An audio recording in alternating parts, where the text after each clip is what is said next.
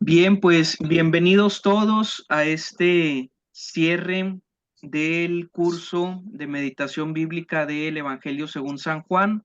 Ya durante este semestre nos hemos dado la oportunidad de profundizar en este libro de la Sagrada Escritura y bueno, pues una charla, ¿qué pudiéramos decir del Evangelio de San Juan así en una brevísima charla? Pues una embarradita, ¿verdad? Así como que algo muy por encimita.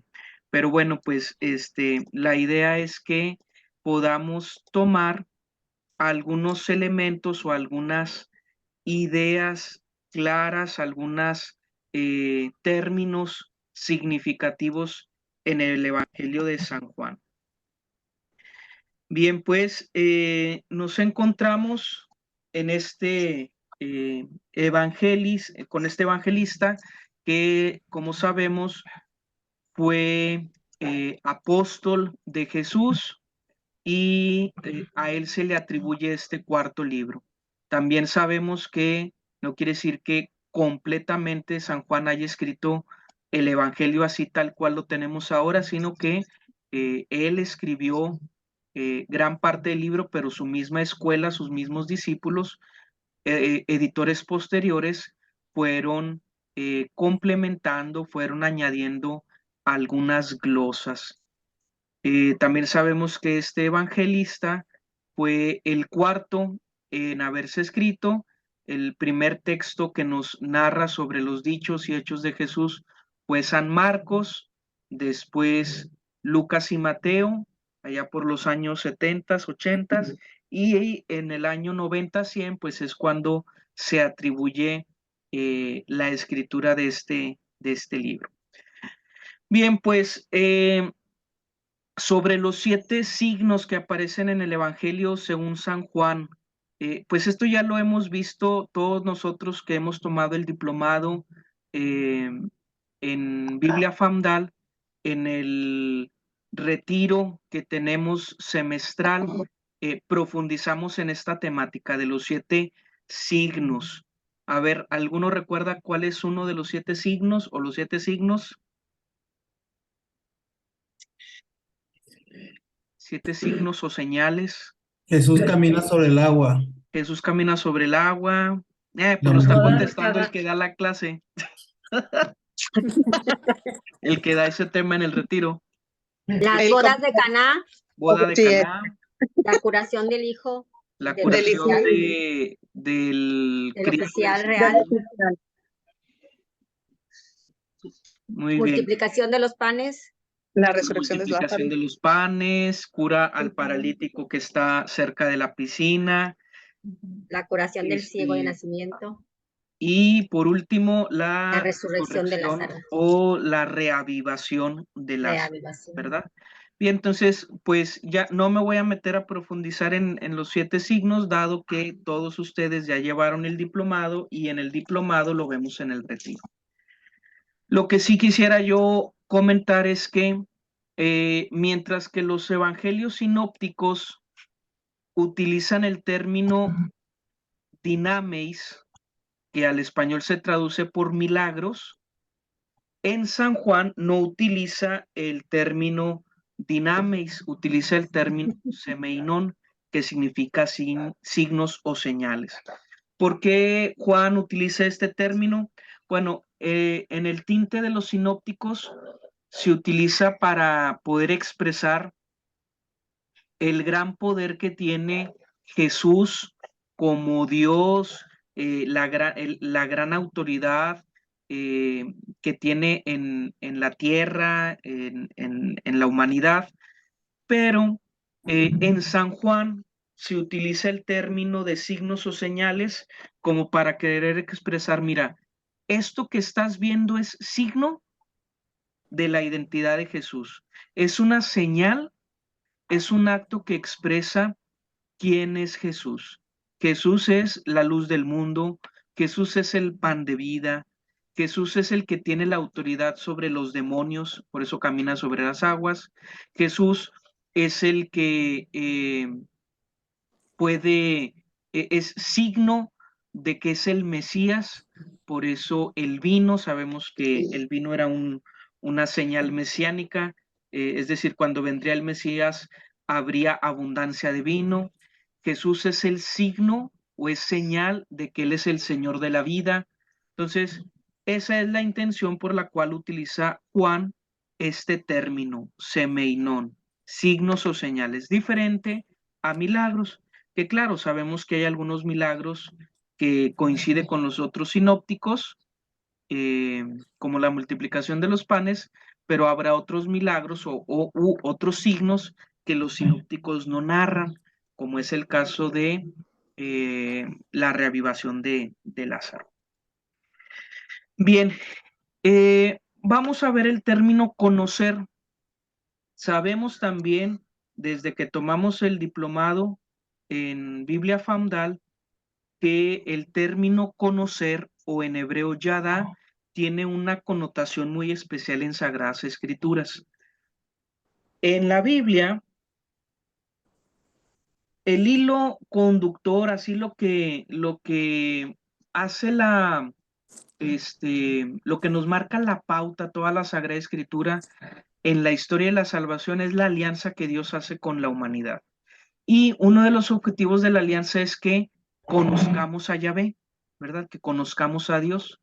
Pero el término conocer en hebreo yadá, pues no se limita al conocimiento intelectual, no se limita a identificar algo o a adquirir ciertos datos técnicos, sino que conocer en Sagradas Escrituras es entrar en una relación con alguien, fíjense, con alguien, con una persona, es signo también, significa también intimar, es decir, tener una relación profunda, es conocerse mutuamente, no nada más yo a una persona, sino yo a la persona y la otra persona hacia mí, es dialogar, es identificarme con lo que la otra persona quiere. Cuando yo conozco a alguien desde el término bíblico, quiere decir que yo soy capaz de saber lo que el otro quiere y el otro es capaz de saber lo que yo quiero.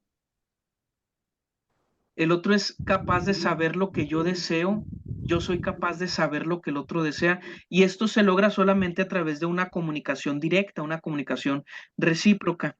Inclusive en Sagradas Escrituras a veces se utiliza el verbo conocer o yadá como sinónimo de relación sexual, como sabemos el caso que sucedió en el Génesis cuando dice, Adán conoció a Eva y engendró a Abel. O en Lucas cuando dice, María, ¿cómo será posible que yo tenga un hijo si no conozco varón? No he tenido una relación profunda, un diálogo íntimo, no he tenido este tipo de acercamiento con otro varón. Entonces, el objetivo es conocer a Dios. Por eso el libro del profeta Oseas así también lo expresa. Dice, porque lo que yo quiero es amor, no sacrificio, conocimiento de Dios más que holocaustos. Entonces, Dios prefiere que yo lo conozca a que yo le haga un sacrificio. Dios prefiere que yo lo ame a que yo le haga un holocausto. Si se fijan, esta expresión de Oseas 6:6 es un paralelismo sinonímico, es decir, la misma frase pero en sinónimos.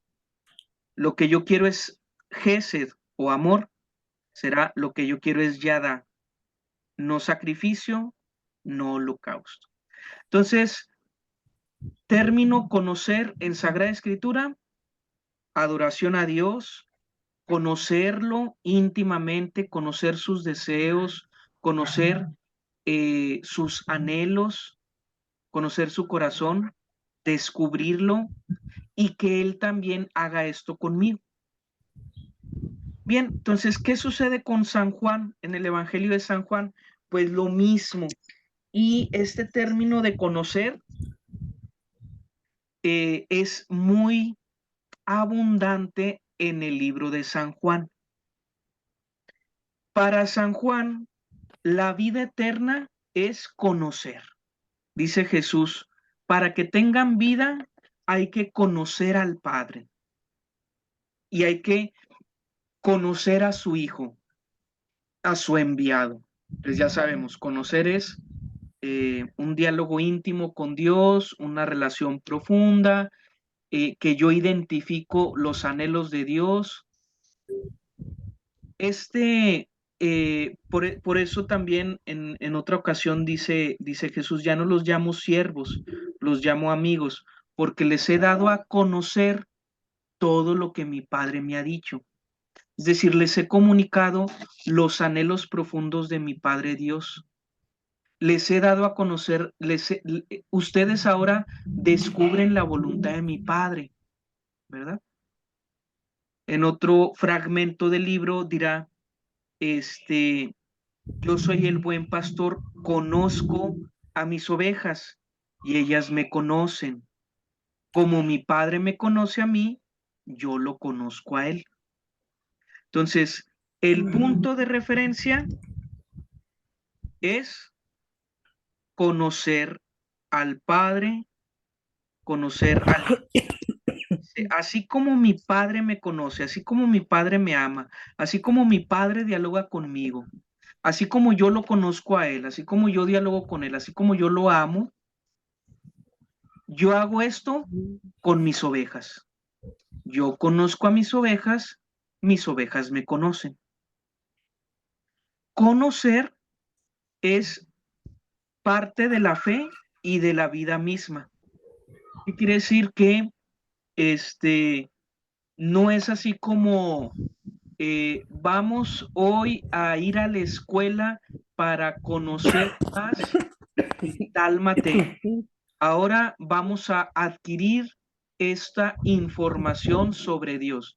No es ese conocer, sino es de la vida misma. La manera en cómo yo vivo es la manera en cómo voy conociendo a Dios, ¿sí? Ahora, este conocimiento, dice San Juan, solamente se va a adquirir cuando creemos en Cristo. Entonces, ahorita vamos a profundizar en este término de creer, pero aquí San Juan ya empieza a hacer este enlace entre conocer y creer. Por lo tanto, no consiste en un asentimiento pasivo, es decir, no es nada más la recepción de datos o de información, sino que conocer es algo activo, es algo con lo que yo voy a entablar una relación, ¿sí? Volvemos al punto. Para nosotros en español utilizamos el término conocer como equivalente a adquirir información. En hebreo, en Sagradas Escrituras, conocer no es adquirir información. Conocer es entrar en una relación con una persona. Es decir, yo conozco a una persona. No es yo conozco de un tema o de una materia. Yo no conozco cosas, yo conozco personas. Entonces, por eso San Juan está constantemente utilizando este verbo de conocer, ¿verdad? Muy bien, preguntas, comentarios, dudas de esto que estamos platicando.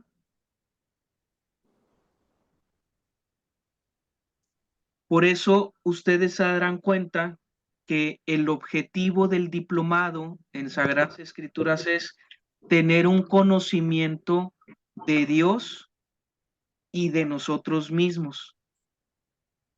Y así lo expresamos tal cual en el objetivo. Tener un conocimiento, es decir, una relación de yada, de amor. No es adquisición de información, es relación. Por eso en todas nuestras clases o en todas nuestras sesiones, tanto del diplomado como de los cursos de meditación, lo esencial va a ser el encuentro con Dios a través de la lección divina. Ahí es donde se da el conocer, porque voy a entablar una relación con quien me escribió el libro, ¿verdad? No es nada más la adquisición de datos.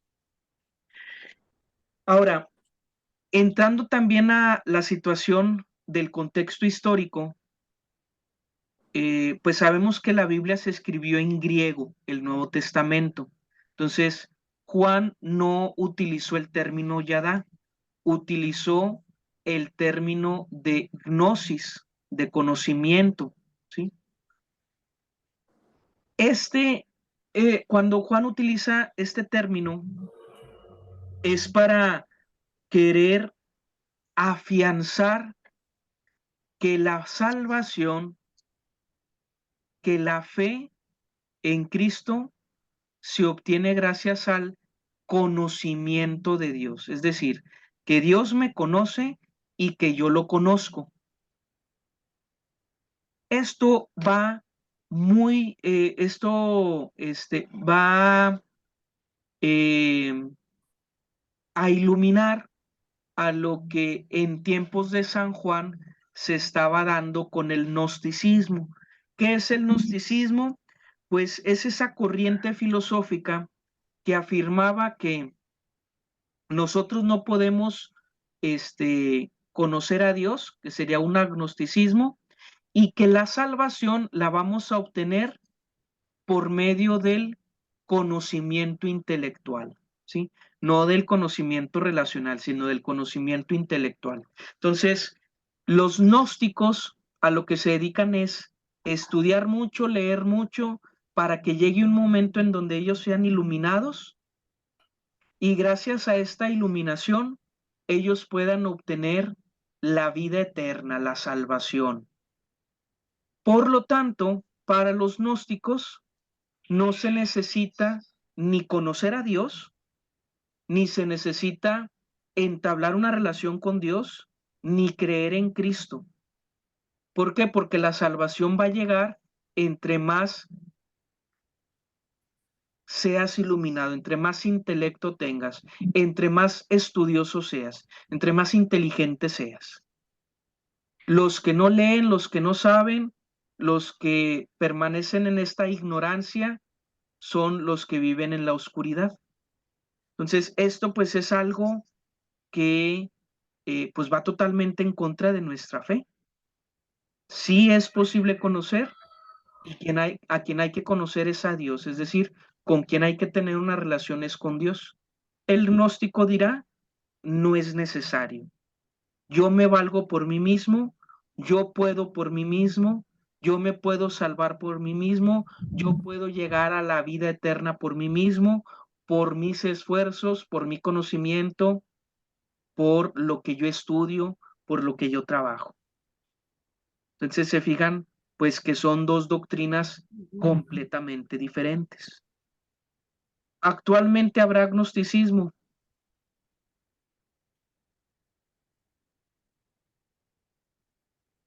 Sí, sí. Los que dicen, vea, yo no necesito de Dios, no necesito de la iglesia, yo he logrado esto por mis medios, etcétera, etcétera, etcétera. De hecho, de las últimas encíclicas que sacó el Papa Francisco, pues hablaba del gnosticismo actual, ¿verdad? De querer rechazar a Dios y yo puedo todo por mis propios méritos. Entonces, este mismo evangelio nos expresa la necesidad de el conocimiento de Dios, el conocimiento a Dios. Muy bien, seguimos. Les decía yo que además del término conocer, también San Juan utiliza mucho el término creer. ¿A qué se refiere creer? En griego, pisteuin. Fíjense, los signos, los 7 signos, son para que los lectores crean en Jesús. Dice San Juan, muchas otras cosas hizo Jesús, pero no cabrían todos los libros para poder expresar lo que Jesús hizo. Pero con esto que está aquí, es suficiente para que ustedes crean. Entonces, el objetivo de los milagros es para creer en Jesús. Pero, ¿qué significa creer en Jesús? Volvemos al punto. No es creer como en nuestros días, como este, como una creencia de yo me imagino, de yo creo esto. No, no, no. El creer en el Evangelio de San Juan va muy ligado a la fe. Juan no utiliza el sustantivo fe, utiliza el verbo creer. ¿Por qué? Porque está queriendo expresar San Juan que la verdadera fe es en acción, que si tú crees en Jesús, se debe demostrar. El creer en Jesús es algo activo, no es nada más decir, el decir yo creo en Jesús no se limita a decir, eh, afirmo esto que me estás diciendo, sino creer en Jesús es un afirmo y confirmo, y mis obras van a expresar que realmente estoy asumiendo esta verdad que me estás diciendo, ¿sí? Ahora, tener fe, ¿qué significaría entonces? O creer, ¿qué significaría? Es confesar, es hablar de testimonio. Creer es algo que es público. Es necesaria la confesión de que yo creo en Jesús para poder entablar esta relación. Y dice el Evangelio, muchos creían, pero no manifestaban esta creencia o esta fe ante los demás por miedo. Es decir, tenían una fe oculta, y pues eso no ayudaría mucho. ¿Hasta dónde? ¿Hasta dónde sí? Hasta que se expresa. Por ejemplo, vemos en el Evangelio cuando Nicodemo va a hablar con Jesús. ¿Por qué va a hablar con Jesús en la noche? Porque no quería que lo vieran. Él afirmaba y él decía, esto que está diciendo este maestro viene de Dios, Señor. Yo sé que tú vienes de Dios porque nadie hace las obras que tú haces si no viene de Dios.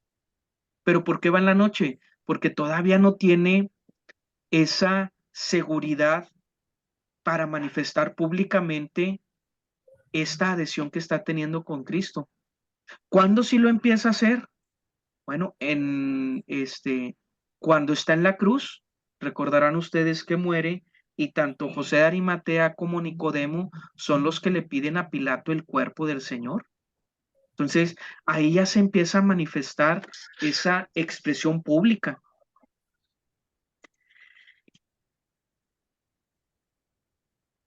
Para San Juan, sus lectores deben de creer en estos dos títulos de Cristo. Uno, que Jesús es el Mesías, que es aquello que estaba anunciado desde antiguo, durante todo el Antiguo Testamento, el Mesías, el Goel, el Salvador, el que nos va a venir a rescatar. Entonces, ¿qué es lo que quiere Juan? Que sus lectores digan, Jesús es el Mesías. Y no solo es el Mesías, sino que también Jesús es hijo de Dios. Es decir, Jesús tiene una relación muy profunda con Yahvé. Es el hijo de Dios. Dios tiene un hijo, y este hijo, además de ser hijo de Dios, es Dios mismo, que es parte de nuestra confesión. Entonces, a Juan le interesaba que estas dos ideas les quedaran bien claras a sus lectores. Jesús es el Mesías, Jesús es hijo de Dios. Es decir, Jesús tiene una relación muy íntima con aquel creador al que el pueblo llamaba o identificaba como Yahvé. Por eso, la razón por la que Jesús fue condenado fue porque él se declaró hijo de Dios. No es porque se haya declarado rey. Bueno, Sabemos que Jesús tuvo dos procesos que lo llevaron a muerte. Un proceso religioso y un proceso legal. El proceso legal fue porque afirmó ser rey, pero el proceso religioso, la condena religiosa fue porque se proclamó hijo de Dios. Entonces Juan dice, así lo debes de creer. Jesús es el Mesías, Jesús es hijo de Dios. Ahora, ¿en qué más hay que creer? Y a lo largo de todo el Evangelio se nos van expresando otros rasgos de la identidad de Jesús. Jesús es el pan de vida, Jesús es el buen pastor, Jesús es el agua de vida. María, ¿crees tú esto? ¿Crees que yo soy la resurrección? Pedro, Señor, ¿a quién iremos? Tú tienes palabras de vida eterna. Creemos que tú eres el Hijo de Dios, creemos que tú eres el Mesías. En otro momento Jesús dirá a los fariseos, si no me creen a mis palabras, crean en mis obras. Entonces también creer en las obras de Jesús, no solamente en los dichos de Jesús. Creer en que Jesús existió antes de Abraham. Entonces, todo esto son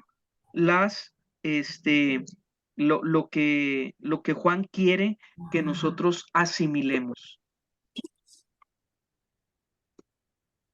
Muy bien, preguntas, comentarios de esto de creer.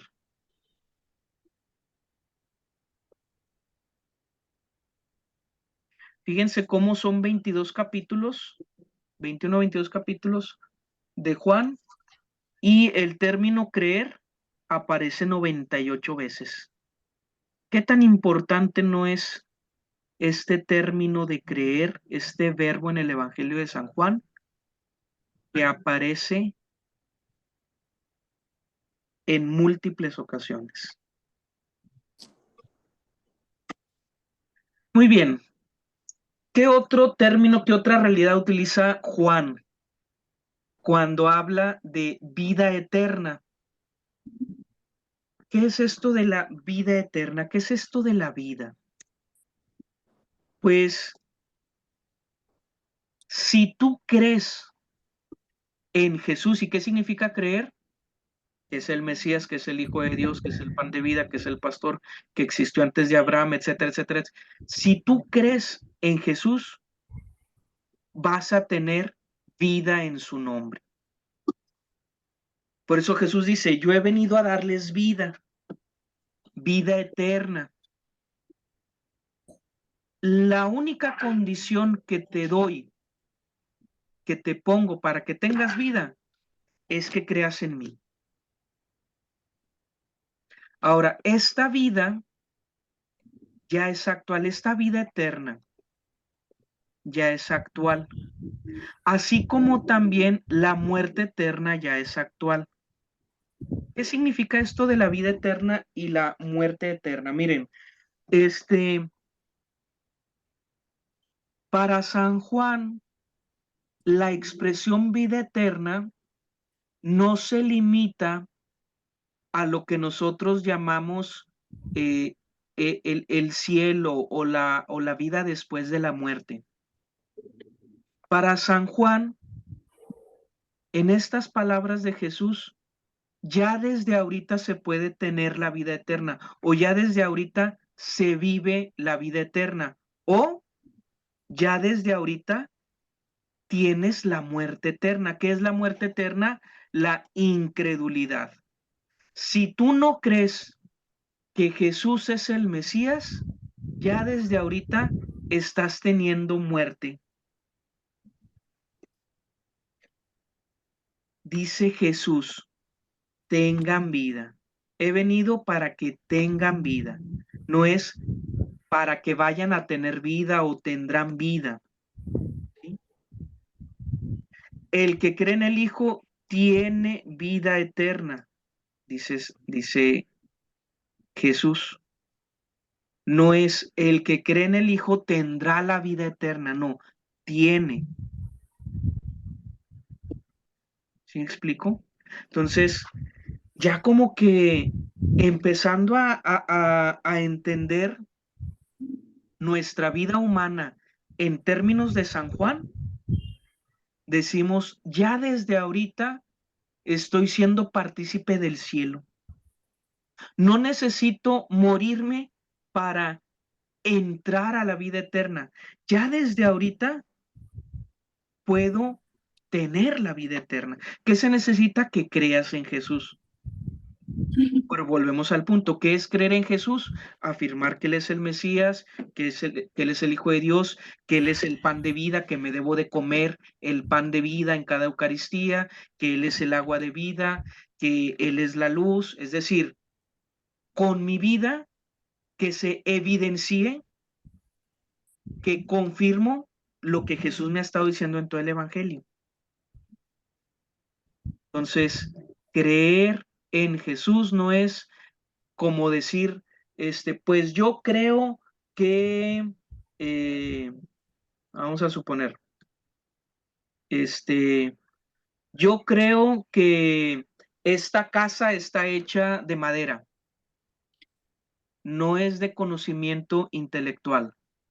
Yo creo que, tú tienes 3 hijos, no es de adquisición de información.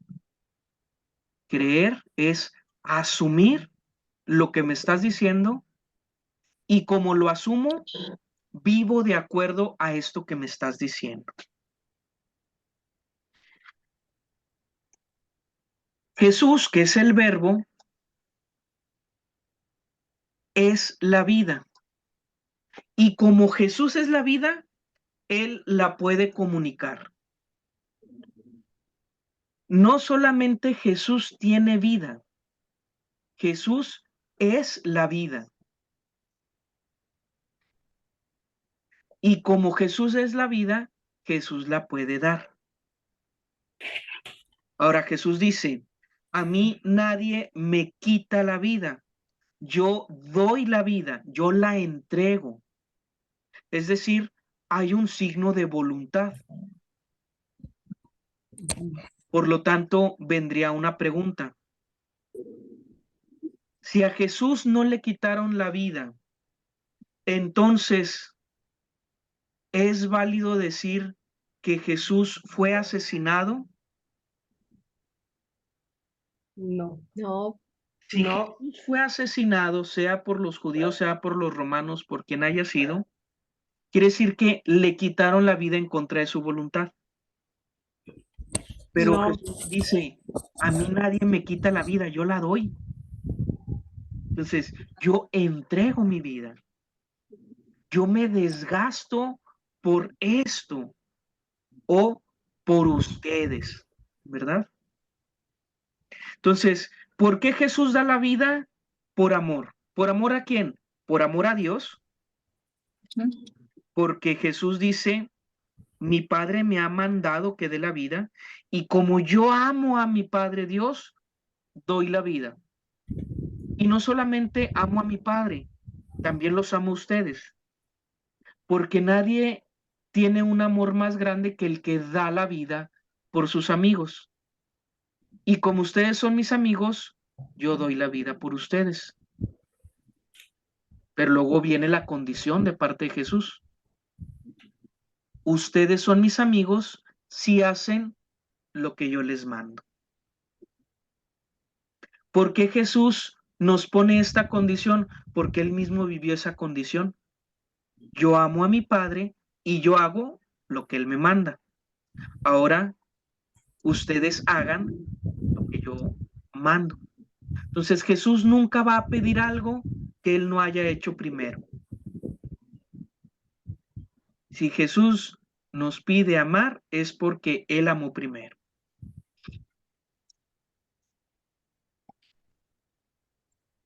Muy bien, preguntas, comentarios sobre la vida.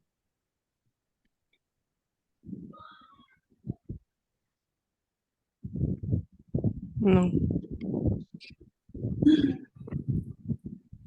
Bien, seguimos. Miren, Jesús desde la cruz es rey y es sacerdote. Jesús desde la cruz es rey y es sacerdote. Así lo expresa San Juan cuando se da este diálogo entre Poncio Pilato y Jesús. Eres rey, tú lo has dicho, soy rey. Y también Jesús es el sacerdote que ofrece el sacrificio. Él mismo es el sacrificio, él mismo es el cordero, pero también él mismo es el sacerdote, porque él es el que lo ofrece. Algunos exégetas han querido identificar el sacerdocio de Jesús bajo el signo de que él traía una túnica sin costura, y las túnicas sin costura eran propias de los ricos y de los sacerdotes. Entonces, bueno, Jesús desde la cruz reina, y esa es la idea principal que para nosotros se nos debe quedar el Viernes Santo. Jesús reina desde la cruz, Cristo Rey. De hecho, eso es lo que está escrito en la cruz. Jesús Nazareno, Rey de los judíos. Desde la cruz, Jesús reina. Ahora, hay un término, o hay unos términos en el Evangelio de San Juan que nos van preparando para la cruz. Estos términos son conocidos como la hora, la muerte, la gloria. ¿Se acuerdan ustedes cuando Jesús está platicando con su mamá en Caná y que la mamá le dice, hoy ya no tienen vino? Y Jesús le dice, no ha llegado mi hora. Y luego en otro momento dice Jesús, no ha llegado mi hora, no ha llegado. Entonces, ¿cuál es la hora? ¿A qué se refiere Jesús con mi hora? Se refiere a su muerte. Y en el Evangelio de San Juan, la muerte también significa la gloria. Por lo tanto, la hora es la alusión, es la referencia a la muerte de Jesús. No ha llegado mi hora, no ha llegado mi hora. Y luego, ahora sí, en la última cena, dice San Juan, y sabiendo, Jesús amó a los suyos que estaban en el mundo y los amó hasta el extremo. Y sabiendo Jesús que llegaba la hora, se sentó a la mesa, se puso a lavar los pies, etcétera, etcétera. Y cuando es apresado Jesús, cuando está en Getsemaní y que empieza este diálogo sacerdotal, esta oración sacerdotal, dice, Señor, ha llegado la hora, Padre, ha llegado la hora. Esta alusión de la hora no aparece en los sinópticos. En Mateo, Marcos y Lucas no utilizan la expresión la hora. Es un hilo conductor de todo el Evangelio, porque por eso les digo, durante todo el Evangelio dice, no ha llegado la hora, no ha llegado la hora, ya llegó la hora. Esta hora es la muerte, y la muerte de Jesús es exaltación y es glorificación del Hijo de Dios. La muerte también es el paso de este mundo al Padre. Entonces, imagínense, si la muerte es pasar de este mundo al Padre, ¿quién no quisiera morirse ya? Por eso Santa Teresita del Niño Jesús dice, muero porque no muero. Ya anhelo morirme para pasar de este mundo al Padre. Por lo tanto, la muerte no es un signo de fracaso. Su manifestación, su gloria, esta pasión muerte es determinada por Dios, ¿verdad? O sea, en el plan de Dios ya estaba prevista la muerte de Jesús. Esto es trascendente para el ser humano, porque gracias a la muerte hemos sido salvados del pecado. Y gracias a la resurrección de Jesús, hemos sido salvados de la muerte. Hay una expresión que así lo dice en la misa. Con su muerte venció el pecado y con su resurrección venció la muerte. Pero no hay no hay resurrección sin muerte. En Juan, la gloria tiene que ver con la pasión. Para los demás evangelistas, la gloria tiene que ver solamente con la resurrección. Entonces, mientras que Juan le pone mucho énfasis a la pasión, porque es la gloria, los sinópticos solamente enfatizan mucho la parte de la resurrección. Jesús reina y tiene poder desde la cruz. La pasión de Jesús es como una marcha triunfal. Para Juan, el Vía Crucis, para el Juan, todo el proceso desde que Jesús es apresado, es mandado a Caifás, a Anás, a Pilatos, a Herodes, el pretorio, todo el camino de la cruz y la misma cruz. Para Juan, todo esto es una marcha triunfal, es una entrada triunfal. Por eso,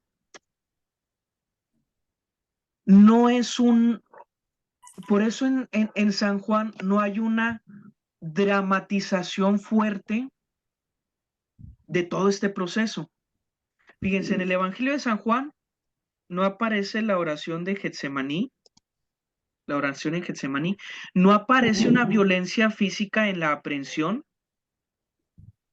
salvo la oreja que cortó Pedro. No, Juan no describe que Jesús se haya cansado al cargar la cruz. No se menciona el cirineo, no hay insultos mientras Jesús está en la cruz. No hay burlas mientras Él está en la cruz. Todo esto en el Evangelio de San Juan no aparece. ¿Por qué? Porque todo este proceso es glorificación, es marcha triunfal, es exaltación, diferente a los sinópticos, que ellos lo ven desde otra perspectiva. ¿Cuál está bien, Juan o los sinópticos? Los dos. Solamente que los sinópticos nos narran todo este proceso de dramatización y dolor, pero Juan nos hace ver que esto es por un motivo grande, de victoria y exaltación, no de dolor y fracaso. Que Jesús muera en la cruz no es un fracaso, es la victoria de Dios. Y esto ustedes lo pueden ver, si recordarán, cuando apareció la película de la Pasión de Cristo. Ustedes ven que el demonio constantemente estaba tentando a Jesús de que no vas a poder entregar tu vida, es demasiado peso, no, la humanidad no vale la pena, tú no has pecado, ellos sí, ellos se lo merecen. Y ahí está, y en todo el proceso, y cuando Jesús va cargando la cruz y ahí se ve el demonio que lo sigue tentando, y en la escena cuando Jesús muere, exhala,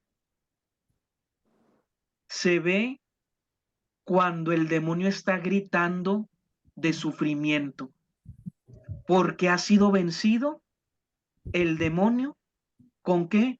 Con la muerte de Jesús en la cruz.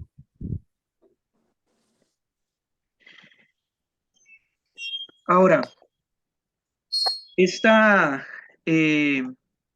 exaltación de Jesús en la cruz es plan salvífico de Dios, ¿sí? El regreso de Jesús hacia su Padre a través de la cruz es un paso que había que dar, pero también se dio el paso de recuperar la vida. ¿Por qué Jesús dice, yo puedo dar la vida y yo puedo tomar la vida? Fíjense, Jesús entregó toda su vida y signo de ello es que expiró el espíritu y signo de ello es la última gota de sangre y de agua. Y además de que entregó toda su vida, Jesús tiene también el poder de tomar otra vez la vida.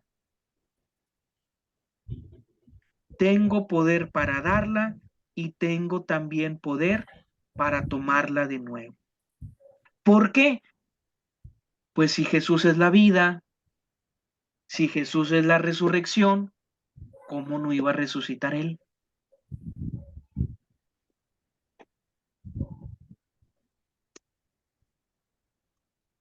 Jesús es el buen pastor que entrega la vida por sus ovejas. ¿Para qué?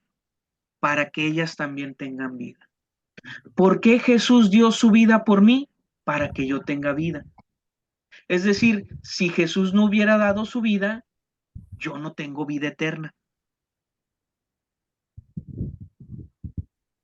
Como alguno dirá, en este mundo vives o sobrevives. Hay unos que nada más sobreviven o viven sin un sentido. Para el que cree en Cristo, creer tiene vida eterna, le da un sentido a la vida. Y no solamente le da un sentido a la vida, también le da un sentido a la muerte. ¿Por qué? Porque la muerte es de este mundo al Padre.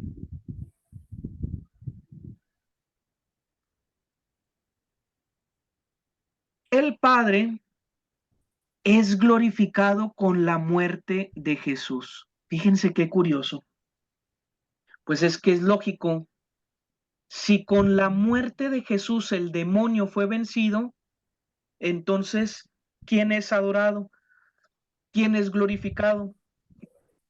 El Padre. ¿Por qué con la muerte de Jesús se glorifica al Padre? Pues porque era voluntad del Padre.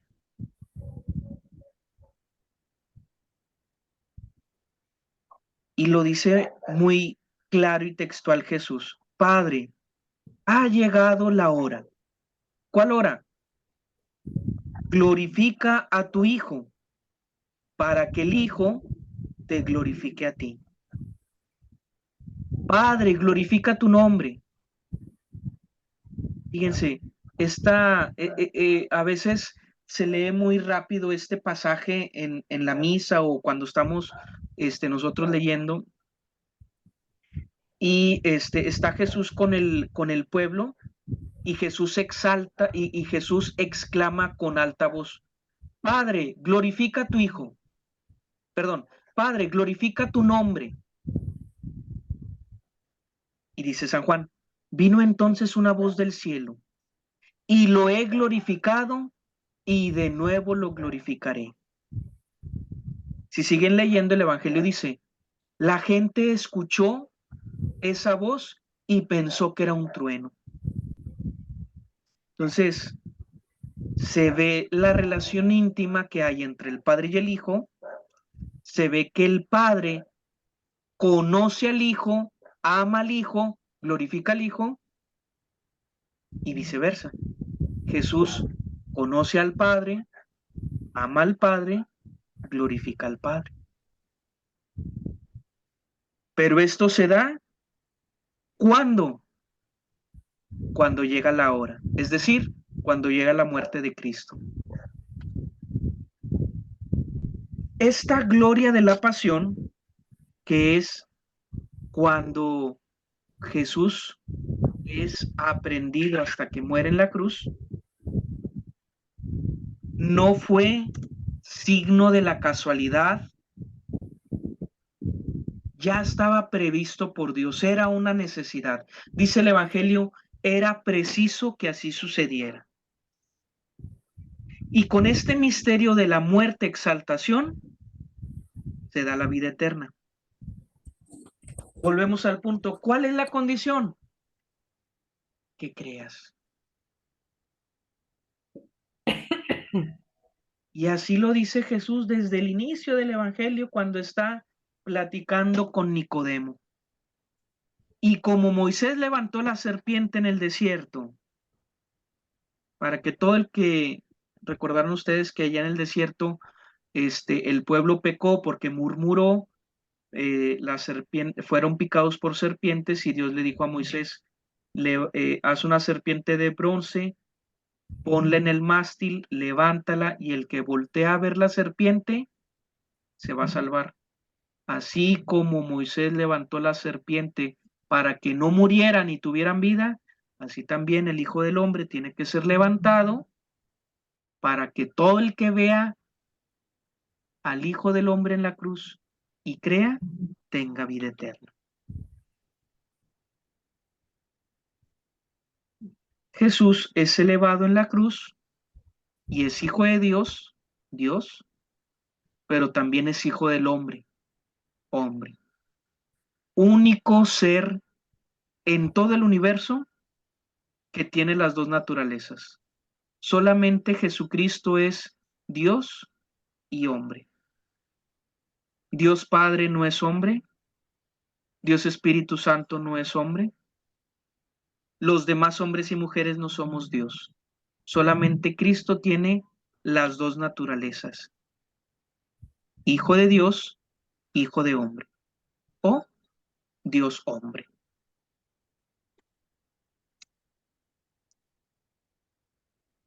Cuando se reparten las vestiduras en este momento de la glorificación, dice el Evangelio que se echaron a la Suerte. suerte la vestidura de Jesús para no rasgarla, y se habla de 4. Bueno, pues el número 4 es signo de universalidad, signo de los 4 puntos cardinales. Entonces, esta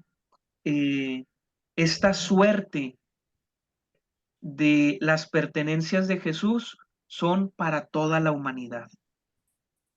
Y en los soldados paganos, fuera del judaísmo, en el discípulo amado, judío, en María y las otras mujeres, pueblo judío, ahí se da o se representa a toda la humanidad.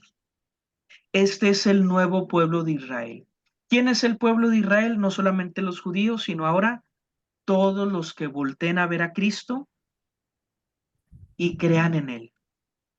Esta fue la gran declaración que hizo el soldado romano según el Evangelio de Marcos. Marcos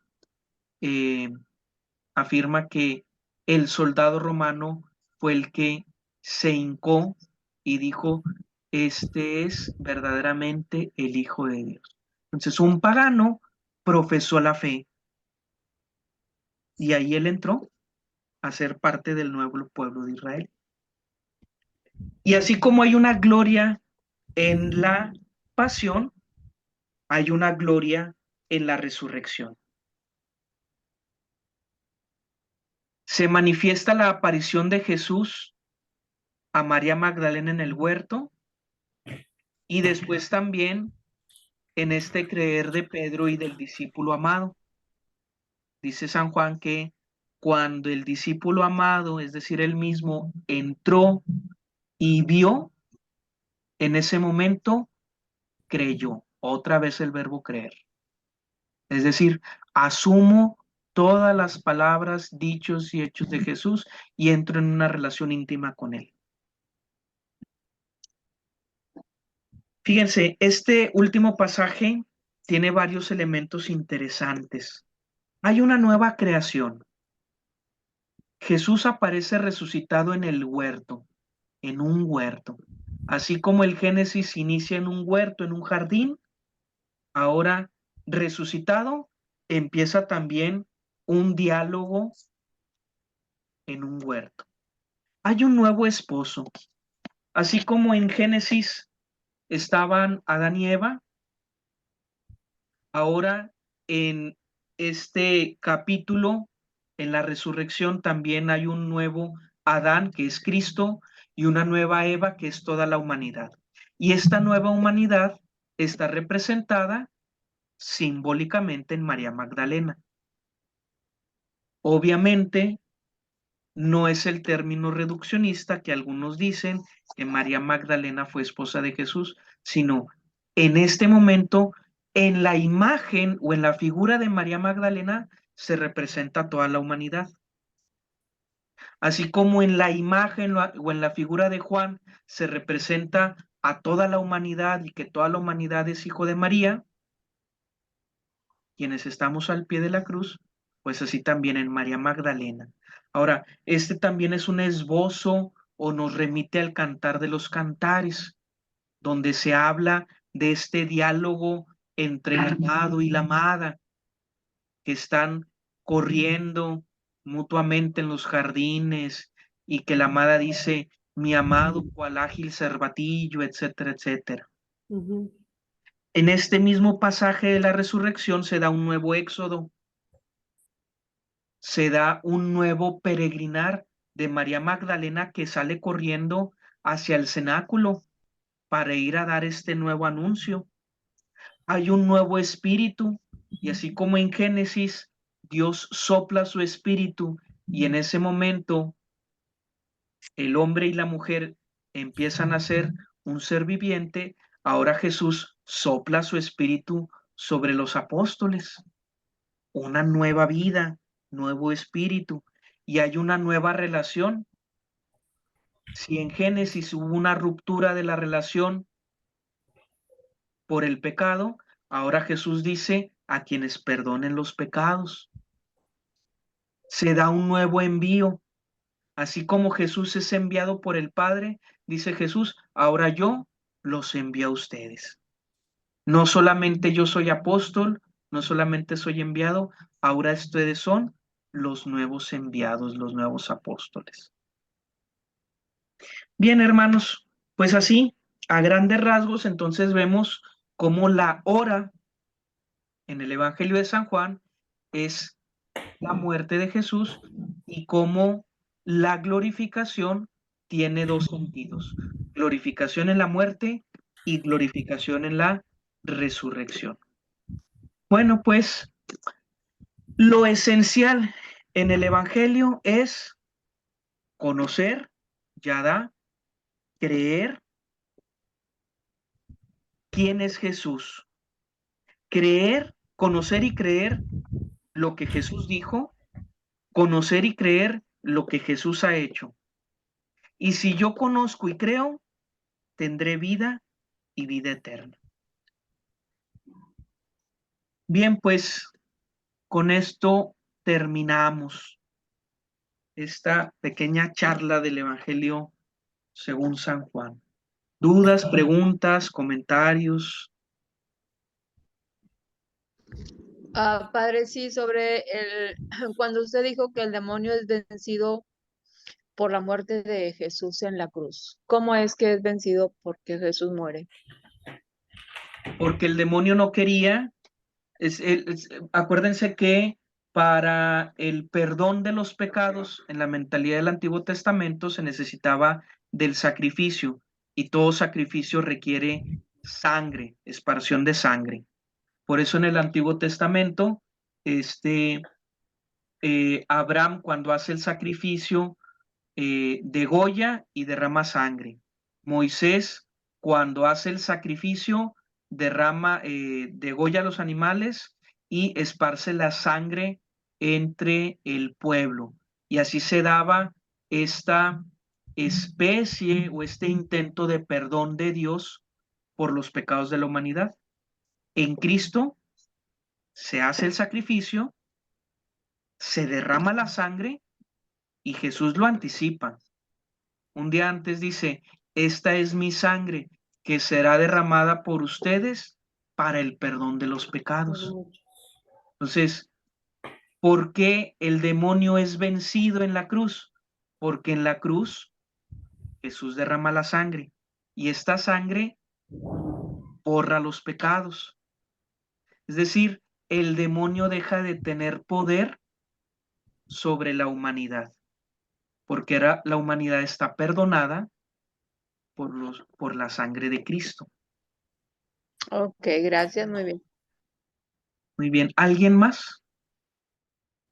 Padre. Padre, con lo de la vida, o sea, con lo de la vida eterna, a ver si entendí. Sí, Donde habla de que desde ahorita nosotros ya participamos de esa vida eterna, sí. esa promesa que tenemos, aun y cuando no muramos físicamente, ya desde ahorita nosotros podemos participar. ¿Cómo? Pues siguiendo los mandamientos de la ley de Dios, ¿verdad? Para poder llegar pero pues como quiera tenemos que morir Sí, claro. a este cuerpo. Esa sería la primera muerte o la muerte natural, ¿verdad? Acuérdense lo que San Juan expresa también en el libro del Apocalipsis. Habla de la primera muerte y de la segunda muerte. Cuando Juan le escribe las cartas a, o cuando se escriben las cartas a las 7 iglesias, en una de ellas dice Jesús, quien crea y se convierta no pasará la segunda muerte. Es decir, todos vamos a pasar por la primera muerte. ¿Cuál es la primera muerte? La muerte natural. ¿Cuál es la segunda muerte? La muerte del pecado. Vivir en el pecado, la condenación eterna. Entonces, quienes creamos en Cristo es, me voy a morir, sí, como Jesús murió, como Jesús tuvo la primera muerte, como los apóstoles y todos los demás han tenido la primera muerte. Lo que no voy a tener es la segunda muerte. Ahora, vida eterna, ya desde ahorita. Aunque yo tenga ahorita vida terrenal, ya puedo vivir eternamente, ya tengo la vida eterna. ¿Cómo? Pues comiendo el cuerpo de Cristo, creyendo en su palabra. Por eso, el que cree en mí, aunque muera, vivirá. Es decir, te vas a morir, pero vida eterna tienes. Mi carne es verdadera comida. Yo soy el pan de vida. El que come de este pan vive para siempre. Entonces, se fijan que San Juan nos lleva a una relación todavía más profunda. No es tan simplista en decir, la vida eterna empieza ya que estés en el cielo. No, ya desde ahorita. ¿Cuándo se da la resurrección? La resurrección también es un proceso. ¿Cuándo empezamos a resucitar? Desde el bautismo, porque con el bautismo nos asemejamos a que Cristo es sepultado y tiene una vida nueva. Entonces, ya el bautismo es un paso en la resurrección. La resurrección es un proceso, no es un punto concreto. ¿Cuándo doy otro paso a la resurrección? Cada vez que me confieso, porque muero al hombre viejo y renazco a una vida nueva. ¿Cuándo doy otro paso en la resurrección? Cuando voy a un retiro, a unos ejercicios espirituales. ¿Cómo se siente el corazón el domingo, el lunes? Bien avivado. Es una vida nueva la que estás teniendo, ¿verdad? Entonces, no se limita la vida biológica, sino es una vida espiritual. Ok. ¿Sí? Muchas gracias, Padre. Gracias por la pregunta. Disculpe, entonces la segunda muerte sería ir al infierno. La muerte, sí, sería vivir en el pecado Ujú. eternamente o constantemente. Gracias. Muy bien. ¿Alguien más?